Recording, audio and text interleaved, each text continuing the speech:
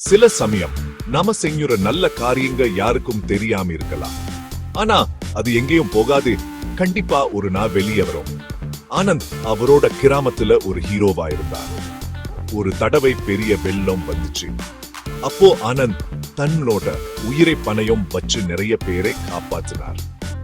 கிராமக்க எல்லாரும் அவரை பாராட்டினாங்க. நம்ம ஹீரோ ஆனந்த் அப்படின்னு போஸ்டர் எல்லாம் ஒட்டிக்கிட்டாருனாங்க. திடீர்னு ஒரு வதந்தி பரவ ஆரம்பிச்சது. ஆனந்த் பணத்தை தப்பா பயன்படுத்திட்டார் அப்படின்னு சொல்லி ஒரு பொய் பரப்பி விட்டாங்க. பொறாமையால பரவுன இந்த பொய் ஒரே நாள்ல எல்லாரையும் ஆனந்துக்கு எதிரா மாற்றிச்சு. ஒரு காலத்துல அவருக்கு உதவ ஓடி வந்த நண்பர்கள் கூடிப்போ அவரை தவிர்க்க ஆரம்பிச்சாங்க.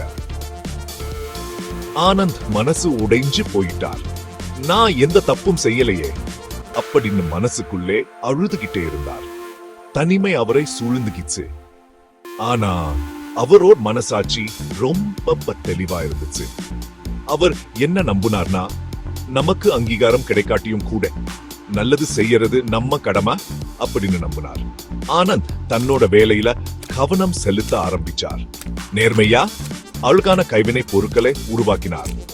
பல வருஷங்களுக்கு பிறகு உண்மை வெளியே வந்துச்சு. வதந்திய பரப்பினது யாருன்னு கிராம மக்களுக்கு தெரிஞ்சு ஆனந்த் தன்னோட கிராமத்துக்காக எவ்வளவு அர்ப்பணிப்போட உழைச்சார்னோ அவங்க புரிஞ்சிட்டாங்க. அவங்க ரொம்ப வருத்தப்பட்டாங்க. ஆனந்த மறுபடியும் ஏத்துக்கிட்டாங்க. அவர் ஒரு ஹீரோங்கத்துக்கா மட்டும் இல்ல, அவர் அமைதியா உறுதியா செஞ்ச சேவைக்காகவும் அவரை பாராட்டினாங்க.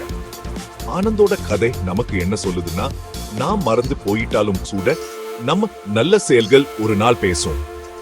பிரிக்காய் நம்மள மறக்கலாம், ஆனா நாம நம்மளை எப்பவும் மறக்க கூடாது. 30 வயசுல நான் புரிஞ்சது என்னன்னா, வாழ்க்கையில எல்லாம் நேர்மையா மனசாட்சி தூக்கி நல்லது செய்யணும். அப்பதான் நம்ம வாழ்க்கை அர்த்தமா இருக்கும். நம்ம செயல் நம்ம வாழ வைக்கும். ஒரு நாள் நம்ம நல்ல சிலர் பேசும், உலகமே அதை கேட்கும்.